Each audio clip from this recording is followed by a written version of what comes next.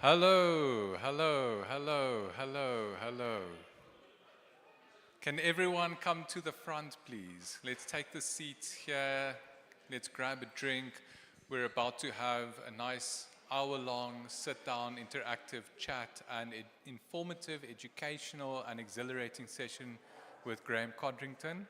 Thank you very much for coming. So let's all move to the front. Let's get a drink quickly.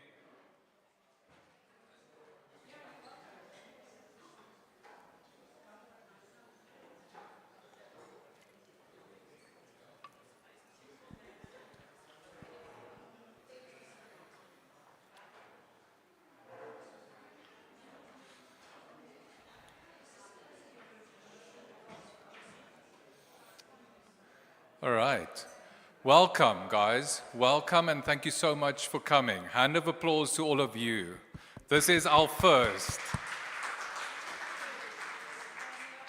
The South African network has had very little activity for quite a while, and we're very excited to start it up again and make sure that that promise we were given when we started the Stanford Seed program is something that continues to live within the South African network and the Southern African network. From my side, I am Daniel Malherbe. I've been sending you guys a lot of messages. Sorry for that. I will be doing less of that in the next few months. We are planning for September this year to also have an event either up here or in Stellenbosch. So please think about what days will work and chat to me if you have any inspiration. I'm currently hedging on a golf day, but if golf's not for everyone, maybe we can do paddle, or we can just go up Table Mountain. So chat to me about what we can do as an activity, but also very interested to hear people's thoughts on, do we want to do master classes? Is there a burning need that we want to address? Or do we want to just, as a group, get to know each other a bit better and spend a day doing activities like maybe going to a wine farm and just, having a jaw in some beautiful Stellenbosch location. So I'm very open to that. And fortunately, we have an amazing company called De Beers who is supporting this network, both by being here, thank you, and financially. And for us, that enables in South Africa and Southern Africa a massive opportunity that the rest of Africa and a lot of the other cohorts don't have. And it is something that I believe we as a network should exploit as much as possible to build this network as much as possible, because it is a unique opportunity. And in South Africa, I personally struggle to see and find a lot of other companies that are keen and eager to engage and network. And I would love to be part of a huge network of people that just love engaging with each other and supporting each other when it comes to building better, sustainable businesses for Africa. So with that, I would like to ask Juanetta to please come up and just say a few words from the beer side. Thank you.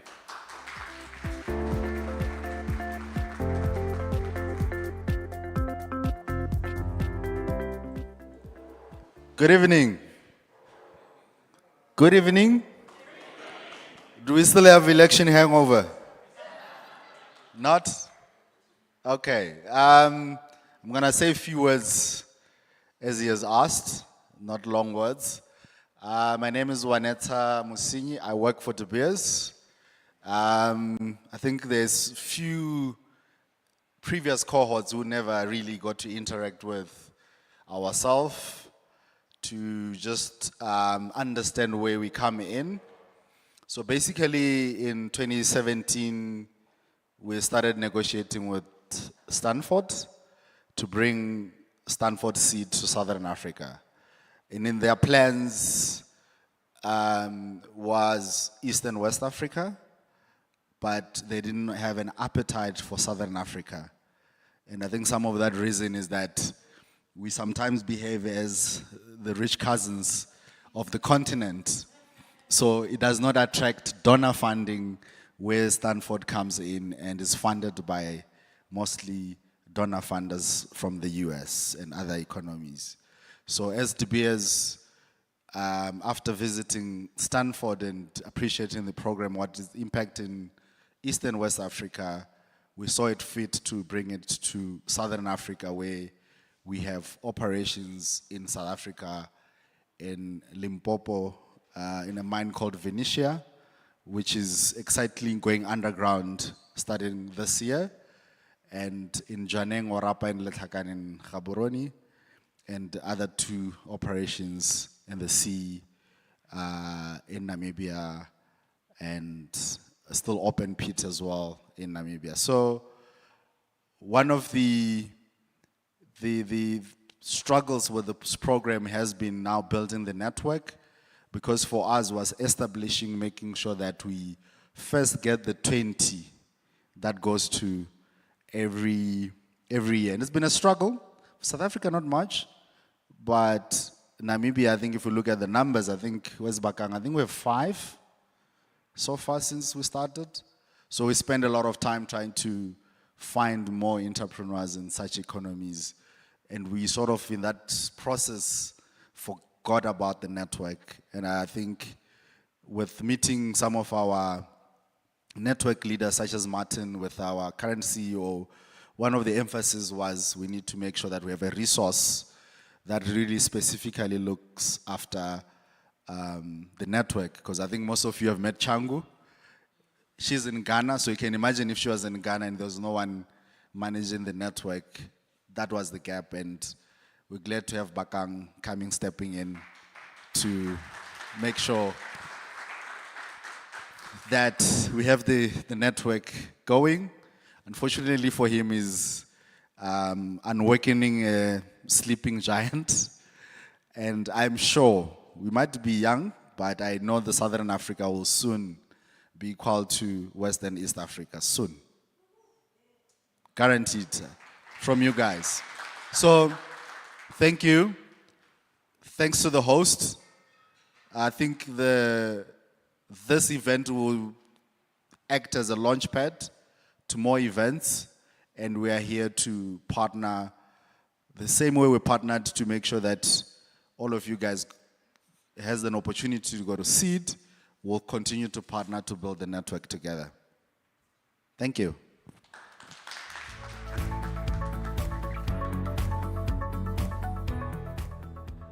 Thank you, De Beers. Thank you, Wanetsa, for being here as one coming through from Botswana to come talk to us and also enjoy this night with us. So my thought that I just want to leave you with before I hand over to Graham, and I'm very excited to hear what Graham has to say.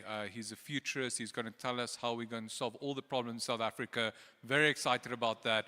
He's also going to be open for a Q&A, so please do think about questions that you maybe want to ask him. My one thinking is, you know, if each one of us for the next event just brings someone with that is either in the network or can be in the network, we're doubling up the amount of people that are in this room. And we're growing then 100%. And that's all it takes. It's just one extra person that we bring with. So for the next one, let's think about who that can be, and let's try and be ambassadors for this network. I believe we're sitting with gold or diamonds that we haven't mined yet, and that's a huge opportunity. With that, Graham, please, looking forward to it. Thank you so much for being here.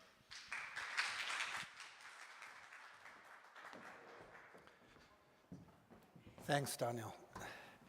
Thank you and good evening, everybody. It's great to be with you and great to be here on an evening where you are getting together, some of you with people you were together with in your cohort, others getting to know people who've been through the same experience as you. And as Daniel said, he asked me, this is not the time of day for a lecture. I mean, this room is set up in a lovely way, but I'm not here to tell you the future or to, some of you think, what did I pay for? What I want to do, and I want to do it slightly conversationally, we've got people on the live stream, so I am just a little bit aware of cameras, so people who are not physically with us but are with us online can be part of this as well. But yeah, let's make this a little bit interactive. What I do for a living is I try and anticipate change. Nobody can predict the future, but my task and my business card, my website says I'm a futurist. That doesn't mean I've got a crystal ball and can see the future. And you will understand the truth of that because I support both Kaizer Chiefs and Manchester United. So at least we have a cup. At least we have a cup. But before last weekend, if I could predict the future, I'd have made wiser choices. Yeah, let's just put it that way. But my task is to try and anticipate disruption.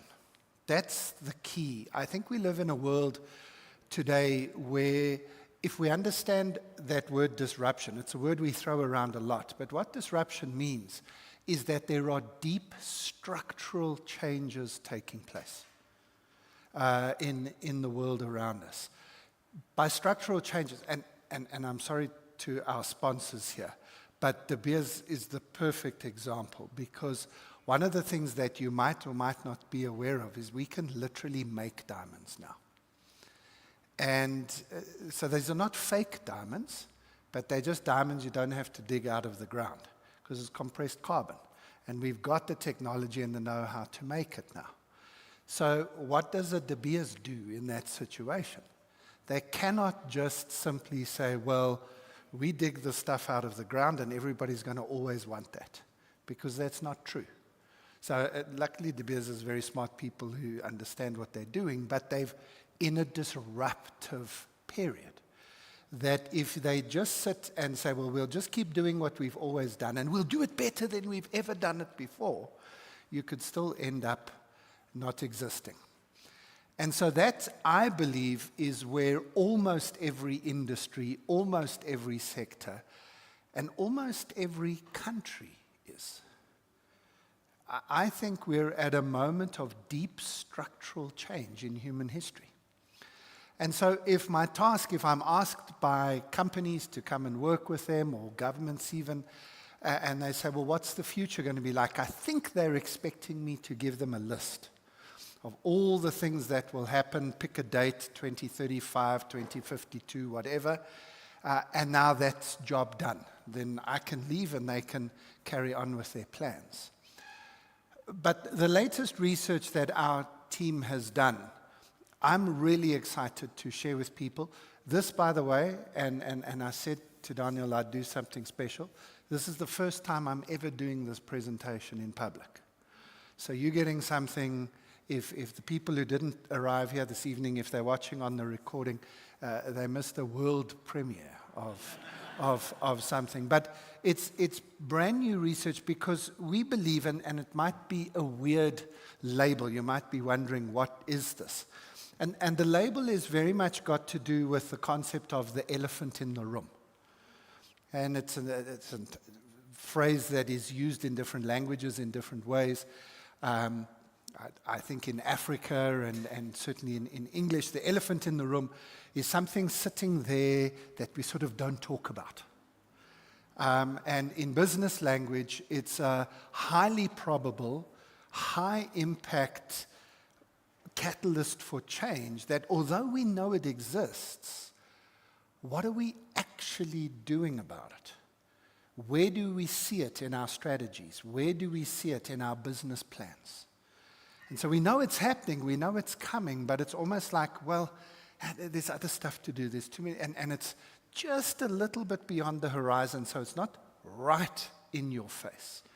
But it's sitting there in the corner of the room.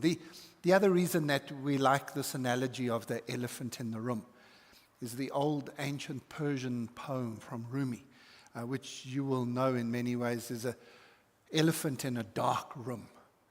And a whole lot of different people come in the room and they're feeling around. And they each have a different experience of this beast and they describe it to each other. And the person who feels the leg says, no man, this is like a tree, this animal. And the person who feels the ears says, no man, this is soft and like leather. And the person who feels the tusk says, no man, this is a fearsome animal with the spear that it's got. And each of them has a different experience of the elephant. You know the story. But then in Rumi's telling of it, one wise person enters the room with a candle and says, but look, it's all of these things. And what I hope that you do is you leave this evening with a candle. That you can see 7 key forces that I think are shaping the world. These are them. And I think most of them will just make sense when you see the labels. These, I believe, are the 7 most important causes of deep structural change in the world right now. Angry people, an aging population, an angry planet. We debated with ourselves, that's not very clever consulting stuff that we use the word angry twice, but we just couldn't find better words for what we mean. It's not that people are mildly irritated, and it's not that the planet is sort of, doing stuff. We couldn't find better words. Multipolarity, if you don't know what that is, I'll explain it in a moment. Inequality, big squeezes, and then I don't think we've got AI yet. Honestly, if ChatGPT is AI, we're in huge trouble. Not because it's going to take over the world, but because it's so stupid, actually. And I think people who think that ChatGPT is actually intelligent, haven't met intelligent people yet. But I do think we have IA. I think we have intelligent assistance and intelligent advances. And I think ChatGPT, having just said what I've said, is the most powerful tool human beings have ever created. And you've got to understand what that difference is. We'll get to all of that. The other thing we have to understand, and I'm going to walk down a little bit so I hope the camera keeps up with me, is if I'm right, that we are in this moment of deep disruptive change, and that there are, but if those 7 forces are fundamentally changing the rules of the game, then we need to recognize the moment that we're in. The ancient Greeks had lovely different words for time. One was chronos, which is just time, chronological time that moves on. But one of their words for time was kairos. And that's a moment in time. They actually imagined it as a bird flying through the air and coming down and grabbing its prey and then going off. And there's this moment when it's coming towards you, and if you're ready for the moment when it happens, you can grasp the opportunity and run with it. But if you're not ready for it, it'll probably frighten the life out of you, and it will also be gone before you know what's happened. And that's where I think we find ourselves. And so what I want to do this evening, very simply, if we had a full day together, we could go into detail about each of these things and unpack them. What I'm going to do very briefly is we're going to show you each of those 7 forces, just giving you enough so you know what they are about. And then I want to give you a question with each of them, a question that you can use in your business, in your company, in your organization, to apply that force. And I'll give you a link at the end where you can download a copy of the slides and take it back to your team for more conversation. Please interrupt me at any stage. Please raise your hand if you want more explanation or you want to ask me a question, and I'll pause every few moments to give you that opportunity as well. The key thing I want you to be thinking about, though, is what are the opportunities available for your business? Your brain will go straight to threats. Your brain will go to, oh my goodness, the world is not going to stay as it is. Thank your brain for that thought. Have another drink of whatever you're drinking and go back to your brain and say, okay, but now, can we talk opportunities, please? Can we look at the upside, the positives, the kairos opportunities that are available to us? To use a sporting analogy, if you know Formula One, you probably know the legend of Ayrton Senna. He was one of the greatest Formula One champions of all time, but he was particularly brilliant when the weather was bad. And the reason for that, he said, is, when Formula One drivers are racing around, think of any sport you like. When you're at the top of your game, everybody's so close to each other. Everybody's almost as good as everybody else. It's very difficult to get competitive advantage against anybody else. When the playing field is level, everybody's pretty much equal. But when the playing field isn't level, when there's tough times, when there's time of kairos change, that's when you can move ahead of everybody else. Apply that as you like. Many of the businesses and organizations in this room today are not in a competitive business environment trying to beat everybody else. So use whatever language is appropriate. Just doing better than is expected, doing more than you imagined, is actually easier in disruptive times. And so we must embrace the rain, as Ayrton Senna did. Okay, so what we're really wanting to do is to create a radar for your business, that on an ongoing basis you can look at these 7 things, and maybe there's another one to add, and maybe one of them is not that important for your business. But it becomes a radar that you can look at and say 3 months from now, 3 years from now, what's the world going to be like, and what is my part of it? So let's dive into each of those in turn. Angry people, let's start there. We know that people are in a state of frustration, stress, irritation all around the world. We can give you lots of different examples, but probably the easiest example to prove this is, I don't know if you know this, but in most of the rest of the world outside of Africa, we could have a long conversation later about why I think Africa has been spared this. But did you know there were more strikes last year than there have been in any other year in your lifetime? If we in South Africa have got that little app, which we haven't had to use, but I'm guessing we'll use it again next week. You know which one I'm talking about? The one that tells us about load shedding. What's it called again? Eskom se push, sorry.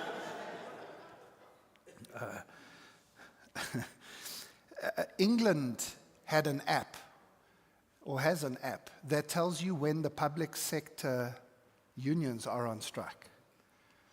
Because the one day the doctors will be on strike, then the next day the nurses, then the next day, oh, the hospital's free, oh, but the bus drivers are on strike, so I can't get there. And the taxi drivers are on strike. Then literally the pilots were on strike. The postal workers are on strike. For the South Africans, post office is a place that you can send letters. But in America, there's been more strikes than anywhere else. You've probably heard of the head of the major unions. Companies like Amazon and Starbucks are dealing now with labor unions. And it's happening all around the world. And I think it's evidence of the fact that people are saying the current system isn't working and I've had enough. I also think it plays out in not necessarily strikes, but I think this is what's going on when older people in businesses say, yeah, today's young people, yeah, they don't want to work. Yo, I'm having trouble with my graduates. Have you heard this conversation? I think it's nonsense. I think what's happening is this. Smart young people are coming out of university, checking the world out, and going, no, not interested. I was with a group of senior execs. This is one of Africa's biggest banks. They've just been through a big leadership change. So if you know the banking sector, you'll know who I'm talking about. It's the Turco. It's FNB, it's First Rank Group, I can tell you. And I was with their top 100 leaders. And I was standing in the room talking to them. First day, their new CEO, Mary Vilakazi, is in charge. And I said to them, you guys are some of the best paid business people on the continent. You're amazing. You're in one of the best banks and the best financial groups in the world, won more awards for innovation than any other bank. Did you know that, in the world? Congratulations. I can honestly say to you, you guys have won the prize. And with a new CEO coming in, she's chosen you to be her team to take the bank forward. Congratulations. You've won the prize. why are you still working 80 hours a week? And there was silence. And a few, is he allowed to say that? I did check beforehand, my invoice had already been paid. So, but in all seriousness, is that what winning looks like? That when last did you see your spouse? What's the quality of the relationship with your children? Are you going to be the richest 55-year-old in the cemetery? This was not a conversation they were ready for. They didn't think they were going to get that from this ex-KPMG business consultant. But more and more, I'm becoming convinced that this is a conversation we need to have. Because I think people are angry. And they are angry that the system doesn't work. The system doesn't work. And I love the next generation of young people coming through. Because I don't think they take anybody's BS. They're not prepared to come in at the bottom of the ladder and then climb their way to the top and discover the ladder's against the wrong wall. And they're telling us, older people, no. And then we write them off as if they're lazy. And then worse, we put so much pressure on them that we cause mental stress and breakdown of people. I'm desperately concerned for people roughly my age, people in their 50s and 60s, that then in the next few years, they are going to die. And I say this to companies. I say, the people in this room will die before they retire, and it will be your fault. And if you are not angry about that, you haven't understood what's going on. So if we're making this about business, as I say, if we had lots of time, we could do lots of stuff, but I'm just giving you the highlights package this evening. Here's the question. How well is your business doing in recognizing the fact that the people who are in your system, whether they are employees or clients or end users or whatever language your business and organization uses, how focused are you on making sure that your business does more good than harm to the people in the system? Not your products and services, not your P&Ls, your people. Right? Does that make sense of the first issue we've got? But the first elephant in the room. You'll all say to me, and the head of HR, the head of people in your business, well, no, people are the most important asset in our business. We take our people very seriously. Sure. So show me in your agendas. Show me can I check your WhatsApp messages and see what time of day people are sending business messages to each other in your business? Can I check that the senior leaders in your business are leading by example? That we have to live before we work. It's not work-life balance. We have to live. And part of living is work. It's not work-life balance, people. Angry people are going to get you into trouble if you don't take them seriously. Okay. Now, if we're talking about people, there's another thing you have to know about people. We are going to live longer than we thought we would. A lot longer than we thought we would. For some of you, that's already true. You are already living longer than you thought you would based on what you did at university. You wake up every morning and go, yeah, I'm still here. Excellent. Okay. Get out of bed. No, this is a younger crowd than I often speak to. But you are probably going to live a lot longer than you expect. How many of you were born in the 1990s? Okay.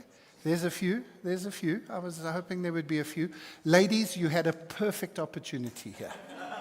I wasn't going to argue with any of you, of course not. Anyway, if you were born in the 1990s, you have more than a 50% chance of living in 3 centuries. You were born in the 1900s. You will live throughout the whole of the 2000s. and you will probably die sometime in the 2100s. More than half of you who were born in the 1990s will live beyond 110. The average age at which people pass away by the end of this century will be closer to 100. Your grandparents' average age was about 60. For most of human history, the average age has been 52. Today, the average age in South Africa is 76. That's average, though. Women live longer than men. Married women live the longest. Married men live the shortest. I asked a scientist about that. The people who study aging are called gerontologists. And I asked one day, why is that? Why do married men die 7 years younger than their wives? And her answer with a straight face was, because they want to. I don't think that's science, but that's what she said. By the way, apparently black don't crack because black people live longer than white people. I'm in real trouble. Short people live longer than tall people. Yeah? And thin people live longer than Mufuta. Okay. Sorry. So I'm in all sorts of trouble here. Okay? I'm a tall, slightly overweight, married, aging white man. But I've decided that I'm going to try and push the boundaries here. At the moment, at 53 years old, I'm an all original parts human being. Okay? OEM. Okay. But I'm not going to get to 100 plus with all original parts. I'm going to need science. I'm going to need a lot of help. But it's an interesting thought, an interesting question as to how long would you like to live, right? If it was up to you, how long would you like to live? And I think the correct answer is actually not a number. The correct answer is, I never want to outlive my health. I don't think it's nice to be unhealthy old. I never want to outlive my money. Think about that. My mother-in-law at the moment is spending my inheritance. No, it's true. She said to me that she is going to die with no money in her bank account. She wants to make those two things coincide within a few hours of each other.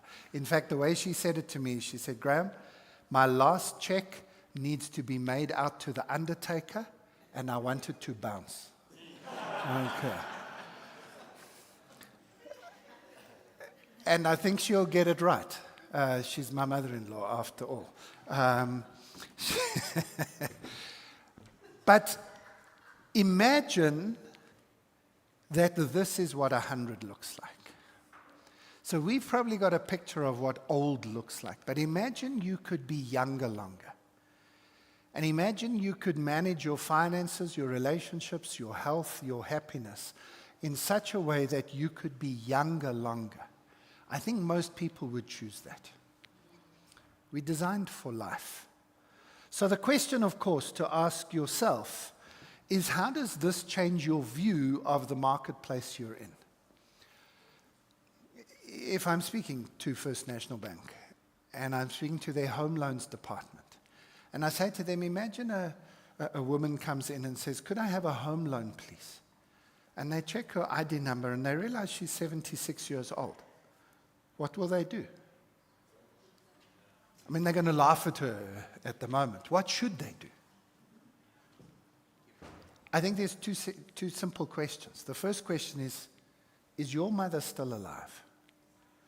This is checking your genetics. And the second question is, let's talk about your life. Are you still working? Let me see you. In other words, you have the conversation you would have with anybody. You shouldn't just exclude somebody because you think, oh, they're going to die soon. Because they're not. They're not. So what for your business would this mean? And then it's internal policies as well, because why should we have forced retirement at age 60, whatever? if that might not even be halfway through your life? Angry Planet probably needs the least explanation of all of the things here. It's not just about climate change and weather. And by the way, it's not about global warming either. There's all sorts of, the conversations you can have with people. And there might even be people in this room who are rolling their eyes at me now. So I have to take that into account. But it isn't just about global warming or climate change. It's about extreme weather. If you want some facts, there are insurance companies in the United States of America that are refusing to insure new build homes and buildings for weather-related disasters. This is in Texas, California, Florida, because it's just not worth it. Munich Reinsurance and Swiss Reinsurance, two of the biggest reinsurance companies in the world, are putting out, every quarter, they are putting out warnings about climate-related insurance risk and saying it might be the fact that within the next few years, these risks are uninsurable. I'm not seeing enough fear in some of your eyes. I clearly don't have a heavy financial group here tonight. If you begin to say that something is uninsurable, you are moving into realms we have never experienced in our lifetimes before. That these risks are so big we can do nothing about them. And for many, many years, I thought South Africa wouldn't be a problem here. But we are now rated in the top 10 in the world, mainly in KZN. I don't know what KZN did in the past, but KZN needs to sort their lives out with God or something. I don't know. But like just everything that's going and can go wrong seems to go wrong in KZN. But floods and rains and hail and snow, and it's extreme weather. But it isn't just the weather. It's also pollution, and particularly plastic pollution. I think by 2050, we're going to have dealt with plastic and realized that was one of the worst things we ever did. But between now and then, we're busy destroying the planet quite nicely with that. And then, of course, it's more pandemics. COVID was just the pandemic that happens about once every 10 years. It just happened to go a little bit more global than the others. But others are coming. If you've got friends who've got swine flu now, and who've got COVID now, and have you seen that avian flu has just moved to cows in America? This is the part where I could just keep scaring you, because we're not finished with pandemics yet. So how might your organization have to deal with a much more volatile natural environment? Okay, now let me remind you that the first thing your brain's going to do is say, oh my goodness, we're all stuffed. It's going to have a lot of threats in its head. Remember, I said to you, you say thank you to your brain, thank you for that. Thanks, Graham. But then please quickly look again into your brain and say, but what are the opportunities here? Not necessarily just capitalistic opportunities to take advantage of other people's troubles and disasters, but opportunities to make a difference in the world. Hopefully that's what my questions are seeding here. Opportunities for transformation and social good. So why don't you have a quick conversation? Okay? I said it's the wrong time of day for a lecture, so let me stop and give you a moment. Just where you're seated, if you're alone somewhere, quickly gather with somebody else. I'll give you just 3 or 4 minutes, quickly greet if you haven't, and then look at each of those in your business. Maybe just take one of them that's jumped out at you already, but say, what might the opportunity be? Quick conversation, go. Yes. You angry? I'm part of the aging population. I'm 65. Yeah. I'm good for credit. You know what each of the 4 major banks tell me? No, don't speak. We're speaking here. You speak amongst yourselves. Speak amongst yourselves. Can you switch my mic off, please? Thanks.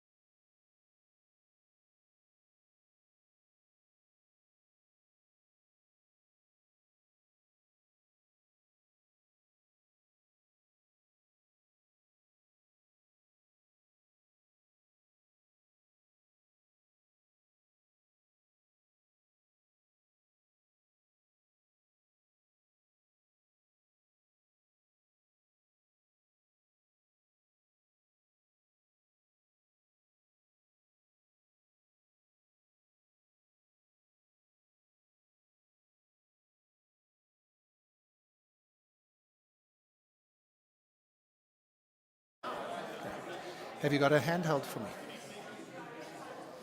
Just going to get a bit of feedback. Are we on? Okay, start finishing up, please. Start finishing up your conversation.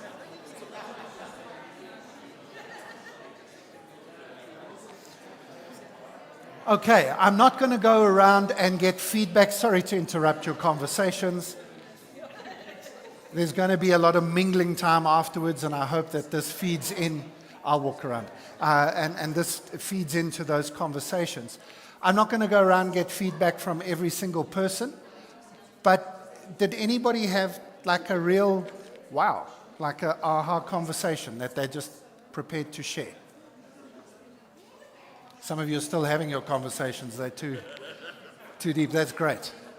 Anyone just want to share something that came up on your group? We were sitting here chatting about how banks need to give those mortgage loans to older people. Let's hear. Somebody's being voluntold in this group over here. You can volunteer or be voluntold. You being voluntold, I can see. I think one of the things we talked Let's listen. One of the things we talked about is if the population is living longer, it means you've got younger people's needs are very different. So some of our clients are banks. They are focusing on giving home loans, giving car loans, but lots of the youngsters are looking for renting a house, renting using Uber. So what does it mean in terms of business opportunities? Is the focus on continuously looking at us, the aging people who need security, a big house, a safe house with a pool and all that. Meanwhile, the people that are living longer are not necessarily looking, the younger generations are not looking for that. And thank you very much. And that links in nicely actually and sort of brings the first two together.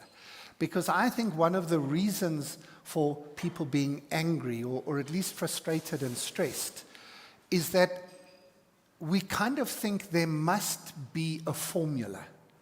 There must be a way you live. And then the older people give advice to the younger people about it. And honestly, I've got 3 daughters who are all young adults and in their 20s. And I wouldn't want to be a young person now. I think it's very exciting to be a young person now.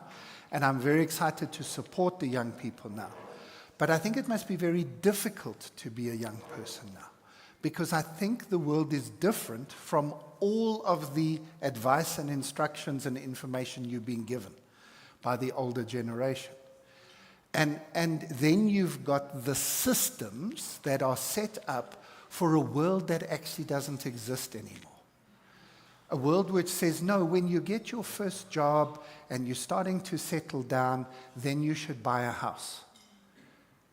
But even for me, that was a little bit tough. For my parents, I mean, you could buy a house for 20,000 Rand. And I know your salaries were lower, but the percentages were different. Now what? I must put 40% of my salary into a bond repayment. That's just not possible. And then I get Forbes magazine telling me I must eat less avo toast. Like, no wonder young people are angry. She says, if I was a young person today, I'd be burning the place down because the systems don't work. Okay, you've got the idea, but there's opportunities in that. That's the point. Okay, I could stay here till midnight, but that's not the plan. Okay, let me talk about multipolarity. This is a topic which comes from the 1990s. Goes actually all the way back to after the Second World War. There were 2 big powers, Russia and America, that came out of the Second World War, and both wanted to be in charge. And there was this Cold War that emerged between them. The space race was the way that played it out. And Russia was winning. They got the first satellite in space. They got the first animal in space. They got the first human in space. And then John F. Kennedy said, no, we can't lose to the Russians. And he said, we're going to go to the moon. And in 1969 they did, and the race was won by the Americans. And that then led into America sort of dominating, not just technologically, but also economically, and even with music and movies and language, and we went onto the dollar as the global currency, and there were lots and lots of things there. When Vladimir Putin came to power in the 1990s, he came in through the military and everything else, but he had in his mind, and he's got a whole team of guys around him, they're still there, Alexander Dugin and all the rest are still around him, and this was their word. They want to make sure that America doesn't dominate the world. That's the goal, that's the plan. And he originally went to India and China and asked them to form an alliance together. And the EU was emerging, and they were very happy with that. Putin doesn't want to destroy the EU. Putin wants multipolarity. He wants lots of different places. And so he was part of making sure that BRICS happened. And the BRICS Plus now is actually the current reality. 2 years ago, 18 months ago or so, 72 different countries met in Santon. And 7 countries were added to the BRICS. Argentina has since left because of their new president who doesn't want to be involved. But the BRICS Plus nations now account for 42% of the world's population and about 45% of the world's GDP. Where's that in your strategy? There's almost no companies that I work with have got a BRICS strategy. It must be the most obvious systems change that is happening in the world at the moment. And this, I can sort of sum up what I've said so far by saying I think we're at a moment in history where communism and capitalism and then the sort of mix in between of socialism, all of them are not working. They're not delivering a better life for all. And I think we're in the late stages of capitalism and the late stages of communism and the late stages of socialism. And in our lifetimes, something new will emerge, but we can't see it yet. That's the reason I moved back to South Africa, because I think Brazil, South Africa, Singapore, these are the likely places the new system will emerge, where you've got first and third developed together in one place, next to each other, literally sometimes on the opposite side of roads. So multipolarity is about recognizing the moment where we are in history, this massive shift in global geopolitical power, and taking it serious. It's an elephant in the corner of the room. We know it's happening. We know it exists, but I can't see it in my clients' strategies. And it should be there. It should be right there. And that then links, you can see the flow now, into the issue of inequality. I mean, there's a South African picture. That picture could come from many different countries in the world. And during COVID, the richest 0.1% of the world's population, the multi-millionaires and billionaires, so the 100 million plus, have doubled their wealth in the last 5 years. And the bottom half of the world's population have halved their wealth. If you don't recognize the problem, I don't know what else I can say about that. It's a global issue, not just a South African issue. Yes, South Africa and Namibia topped the charts of the Gini coefficient and so on. But what initiatives could your organization put in place that would help address social and economic inequality? I think this would set you apart in whatever industry you're in. And I think it deals with some of the angry people and even some of the angry planet, and certainly links into multipolarity. Linked to that are big squeezes. And this is simply about your supply chain or your value chain. Whatever industry you're in, whatever your value or supply chain looks like, it is being squeezed. It might literally be being squeezed if you have a global supply chain because of shipping lanes that are being closed and the price of containers. And did you see that Singapore airline with turbulence and the people who were like literally died because of turbulence on a plane? That's angry planet linking. So you begin to see none of these are actually 7 separate ideas. They are all linked together. It's going to be more difficult to move things around the world. It's going to be more difficult to cross borders and boundaries. And we are being squeezed. But it's not just an actual literal supply chain. It's whatever your value chain is. As in, who are your suppliers? What does your business look like? Who are your clients? It's tougher to be in business now than it's ever been. Is there any exceptions in this room? Is it easier this year than it's ever been? Okay, I doubt it. And again, so my favorite example of this was in about July of 2020. So we had gone through the chaos of March. Remember when, I know there's not only South Africans in the room, but when our president here in South Africa, Cyril, got up at the end of March and he said on a Sunday night, by Thursday you all have to be home, locked in, chunk. And we go, whoa. And he said, yeah, just 6 weeks we can beat this thing. 6 weeks, huh? And then like every few weeks, my fellow citizens. It's like, yes. How long do we do this? So now we get to remember this, July 2020. So it's been 6 weeks, then another 6 weeks, then another 6 weeks. Now you're not allowed to wear open-toed shoes. You can't buy roasted chickens. I mean, nobody knew what the hell was going on. All chaos. So then I meet with some of my clients, mid-year review, right? Let's talk this radar thing. Let's talk. So what have you guys done with your targets and your goals? I promise you, 9 out of 10 of my clients said, no, we haven't adjusted any of our targets and goals and everything. We're still pushing through. And I literally was speechless. Okay, so the greatest disaster and economic upheaval of our lifetimes has not caused you to adjust your sales targets for the year. I pity your sales team. Then some of them actually delivered, and they thought they were super smart. But that delivery, that productivity came at the price of exhaustion. And I think there's a lot of people who still haven't recovered from 2020, 2021. Why? Because we didn't have the ability to be able to recognize that you don't respond to a squeeze by working harder and by working longer hours and by trying to squeeze more out of your people. That's not how you respond to a squeeze. What a squeeze requires, and now we could have a whole other presentation, what a squeeze should actually require is anti-fragility. Is more than resilience. Resilience is I get knocked down and I can get back up again, a little bit punch drunk, but here we go.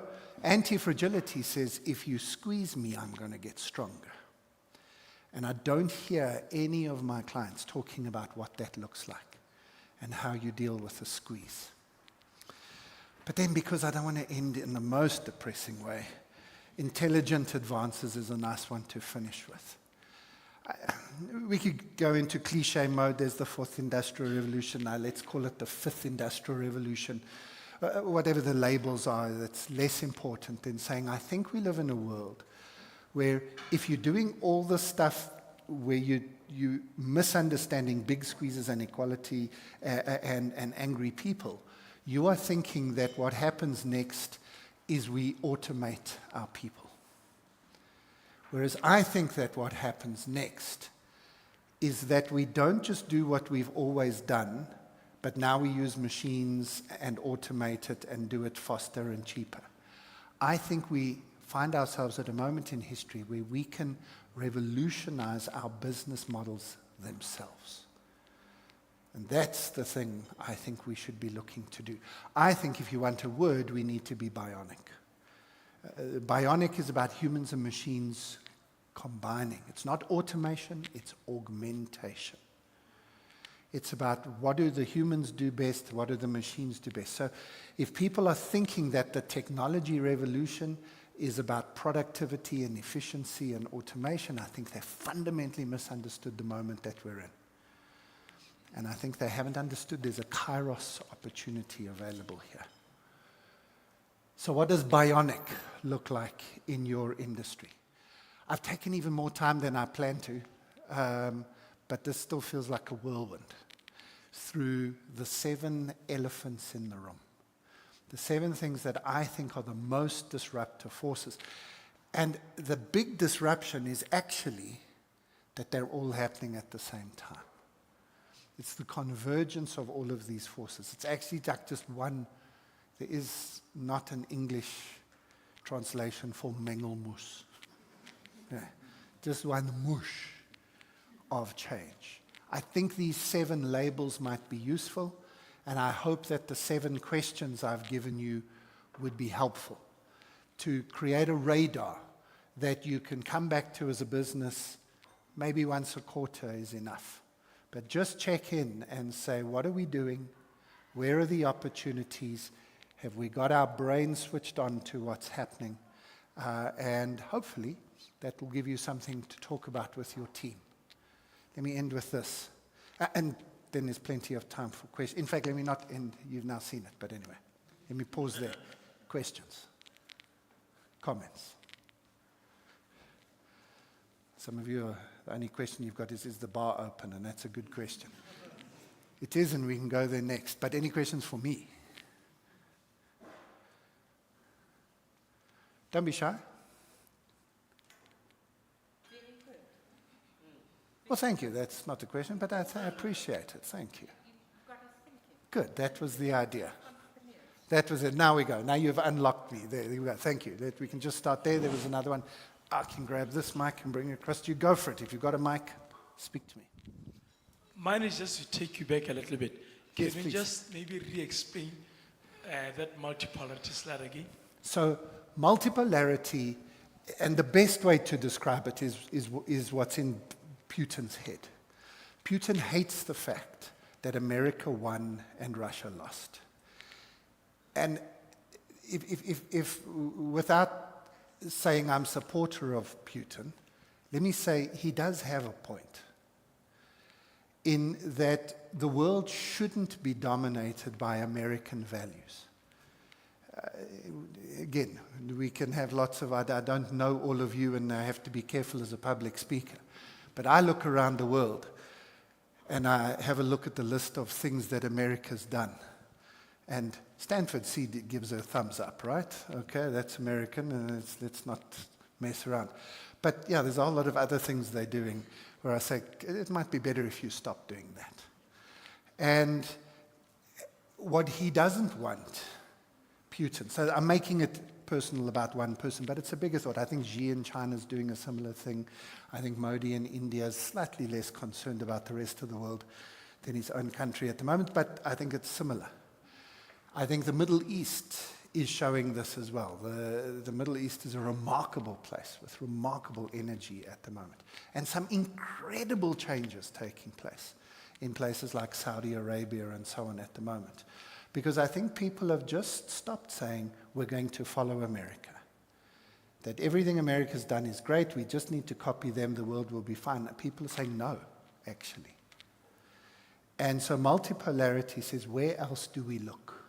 Who else do we partner with? If we want to have global partners, is America always the first option? And I think increasingly people are saying no.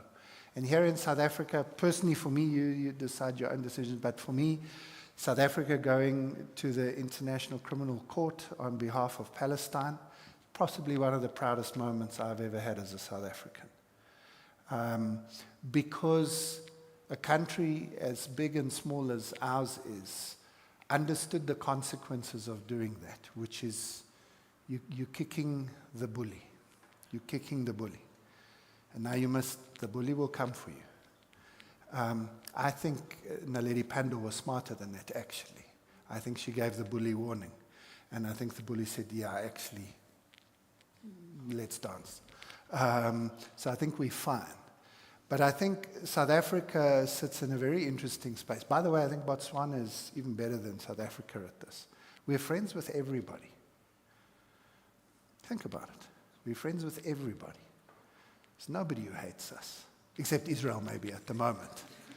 But in a multipolar world, I think South Africa finds itself being able to play all the games, whereas some countries can't.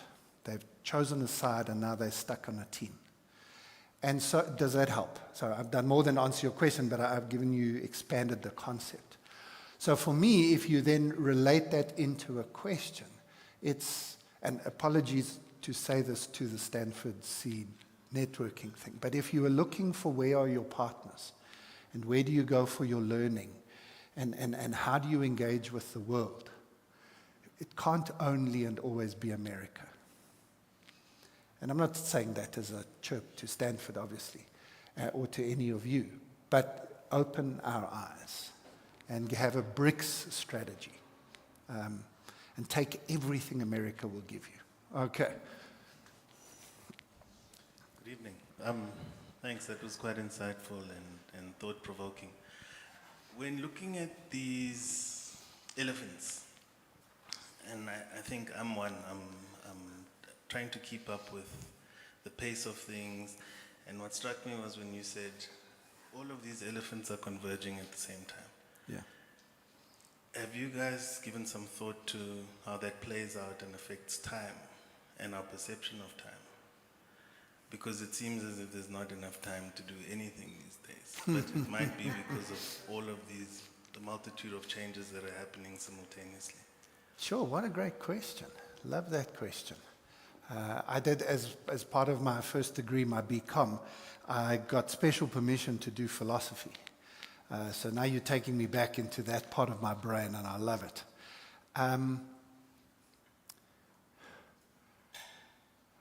Obviously, I mean, there's a philosophical conversation. I'm trying to avoid that one because it's a beautiful question, and I think actually it is difficult. So let me answer it this way. Back in 1972, a guy by the name of Alvin Toffler wrote a book called Future Shock. It was an attempt to look 30 years into the future at the 2000s. So 72, he was looking 30 years ahead. It would be the equivalent of somebody writing a book about the middle of the 2050s today. Okay. And he said, what will the world be like then? And the title of the book is Future Shock. Have you ever experienced culture shock anywhere when you traveled around the world? You know what I mean by culture shock. Actually, you experience the most culture shock when you go to a country that is similar to yours, but just different. If I travel to China, I'm ready for the shock. Doesn't feel as shocking. Because you get to China, can't read the language, I don't understand what they're saying, they eat unbelievable stuff. And so everything is unfamiliar. But if I go to England, where my ancestors come from, I think this should make sense to me. They speak my language, same skin color, cultural heritage, but it's more of a shock when I get to the UK, because I'm expecting it to be the same. He said that's what the future's going to be like. That you're going to wake up every morning in the 2000s, and you're going to think you are living in the world you went to sleep in. And it's going to have changed while you were sleeping. And you're not going to understand. You're going to walk into your office, you're going to get out onto the road, you're going to send your kids to school, and it's going to mess with you every day. And I think he was 100% right. So I don't know if time is speeded up, but the amount of change we have to deal with is more than any human beings have had to deal with in human history. And that's going to have some effect on us. And so part of the response to this understanding is not that you just try and work harder to keep up. It's we've got to rewire how we engage with the world. Because I think we've reached, if you've ever seen something get a speed wobble, where it just gets faster and faster and faster. Motorbike is the easiest one to see. It gets faster and faster, and then suddenly it gets the shakes and poof, crashes. I think that's where we are. And so we can't just go faster and do more. We've got to reassess what we are actually doing. Is that a fair answer? It's a great question. I'm going to think about that more. Yes. I'd actually also just like to ask, as I'm sitting here, I'm seeing that these are problems that, ideally speaking, older people can solve, and now as a young person who feels like maybe this could have been done this way and whatnot, but like you don't really have the voice or the channels to say any of that. So then, like, what is the right way to approaching that as a young person, would you say? I think you're 100% incorrect. I am most excited about the future when I see young people. I think the problem that older people have got is we grew up in a system, this now links into the question I've just answered. We grew up in a system that no longer exists, but the rules still apply. And we are stuck in both the system and our thinking. And Einstein said, the same brain that identifies the problem can't solve it. And I think part of my life's mission is to help people around about my age rethink and unlearn and change their way of viewing the world. And I do what I can, and I try learn all sorts of techniques to help that. But I'm much more excited about seeing young people who have the same view. So there's no criticism in my response to you. All I want to do is to say, you are perfectly positioned to be the solution, not to come into the system that's dying and live out the last few years of its death with us, but to look at our system and say, I don't want that. Can I do something else, please? And what I want to do is be part of a generation of old people who say, absolutely, we'll help you. And we become your mentors, your investors, your funders, your friends, your fans, your supporters. But that's what I hope young people do. And I believe it will happen. I really do. And I really hope this is the last set of elections around the world where the average age of the politicians is 65 plus. That's not a South African statement, that's an American statement, it's a Chinese statement, it's a Russian statement, it's an Indian statement. And I would love to have to choose between a whole lot of 30-year-olds next time. I think the world will be in a better place. We've probably got time for another one or two questions. Maybe two things. First thing, with regard to his question, I think the older you get, you're always looking for someone older in the room to answer the question. So I think that's common. But maybe just something I want you to comment on. You talked about working on a system that's dying.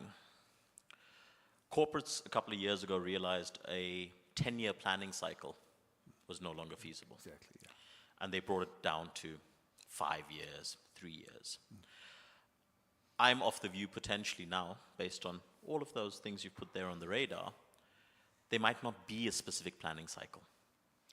They might be a react to now. I think a lot of people during COVID, personally or in corporates, burnt themselves out because scenario planning was something that we had learned. And there were so many scenarios with so many unknowns during COVID that you just burn yourself out because there was a million possibilities that you knew nothing about. Yeah. So, based on the fact that today we've got a system which, the savings system, your balance sheet if you're a corporate or as an individual, but now you need to make decisions for now and today. Yeah. But the system itself that we live in currently doesn't work. So, back to your statement, what can we do is potentially change the system. But systems are notoriously difficult to change. The amount of inertia that exists in a system is something that's really difficult to change. And I think the multipolar world is like an example of the inertia of having America sitting there being the superpower sitting with all that weight. And I think the rest of the world has found how difficult it was to potentially move that needle a little bit. So based on that situation, based on what you've put in, and I think all of those things affect another thing. I mean, part of the discussion we had at our table was the reason why it's not work-life balance anymore is because if you work till 60 and live till 100, your money is not going to outlive you. No, exactly. Right? Yeah. So you will most probably work until you're 90. So if you're only working the way the people did until they were 60, lived for 10 years, enjoyed their lives and died, it's not going to work. So guess what? You're going to work until you're 90. So if all you're going to do is work, work, work, your whole life's going to be work. So now you need to find out to say, life isn't only about work. How do I make sure I actually live life? Yeah. But obviously you need to work to fund that living. So based on that situation and based on the inherent fact that the system itself has not changed, how do you see that inertia changing in the short term? Because eventually in the long term, it'll come up to some new animal. Yeah. I have no idea what it'll look like. No, but no, in the short term, the biggest issue you've got is I think this is all symptomatic of that. Correct. I agree. So I would like a comment on that. No, please. lovely. And you've given me a nice way to conclude it. Where's Daniel? I told you that you should have told people to bring their sleeping bags. We were going to stay here till Saturday. Because when you get these types of conversations going, you could go for hours. So I'm going to use your question as a way to conclude, because that was a beautiful summary of what I wanted people to understand. So let's end with that. So what do we actually do? And I think that there are two answers. The one is we mustn't accept the system. And this is an answer back to you as well. Please don't buy into the system. Please change it. So you look at the system and you just change it. Now that, you might say, well, we can't change the whole system. So then change what you can. Do what you can. Many of you in the room are business owners or organizational leads, so do something. Give everybody Friday afternoons off. This 4-day working week is a symptom of a solution. It's the beginnings of a solution. And honestly, we've tried it in our business, and for almost every person in our business, if you tell them we are not working, so at Friday lunchtime there are no emails allowed, no messages allowed. Doesn't mean everybody takes the weekend off, but it's just now the business is gone. And you can do what you like on a Friday afternoon. And every single one of our team has been more productive after that rather than less productive. Because that's actually how the body works. That's how human beings work. In our business, we decided that we're going to put our salaries on a Google sheet that everybody can see. And I give you that example because for me, keeping salaries secret is one of the deepest, darkest things of the capitalistic system. Why should your salary be secret? And why should it even be an offense to tell somebody else in your business your salary? There's only one reason. The company's trying to screw you. If the company was confident that it was paying you well, it would be very happy to let everybody know how much it's paying you. But your company is trying to pay you the least it could. And it's especially doing that to women.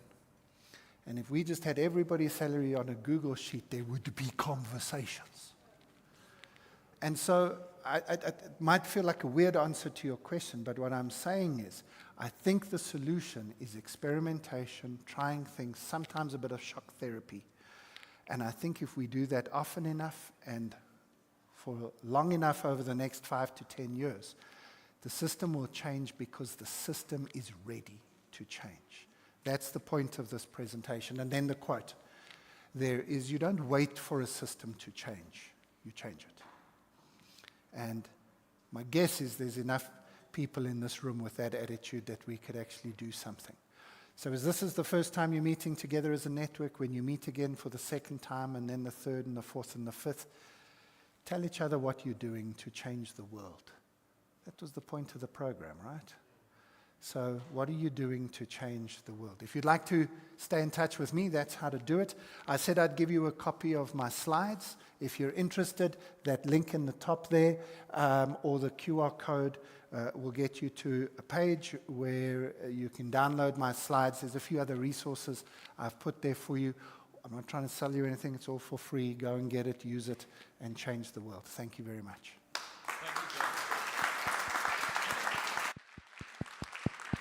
Thank you so much, Graham. Another round of applause, people. That was amazing.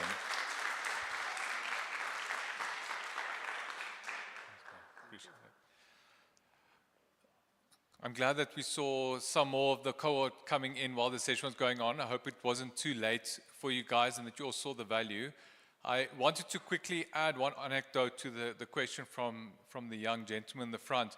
I started working at Media 24 when I was in my 20s, early 20s. Media 24, when I started working, went from a 300 million rand profit to a loss-making company in 5 years. You cannot imagine the disruption inside of that business.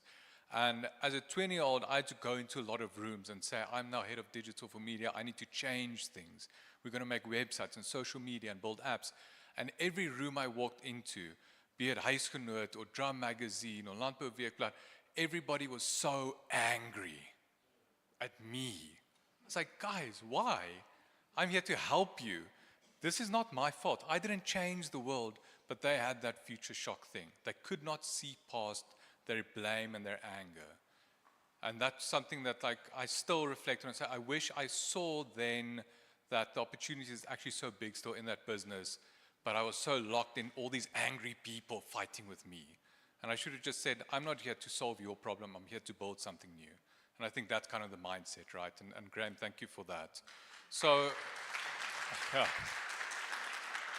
Thank you all for being here. Thank you so much for coming. Thank you to the Botswana cohort for really representing. You guys are legends for coming through. Thank you for the South Africa team that showed up. I don't think we have a Namibia person that came through. Next year, in September, we'll have a Namibia person. We'll have one, at least. And we have to fly them in, we'll do that. Thank you so much. As I said when I spoke earlier, next time, let's just bring one extra person to it. Let's build this network. There's a lot of power in understanding what everyone does here. So for the next hour, please grab a drink. There's still some food at the back. Please network, engage with your fellow cohort members. Enjoy tonight, and please do let me know if anybody has any specific ideas of what you'd like to see happen. We're very open to experiment and to add value to make sure that we grow this network into something that we all want to see flourish and want to invest in. Have a wonderful night. Thank you so much.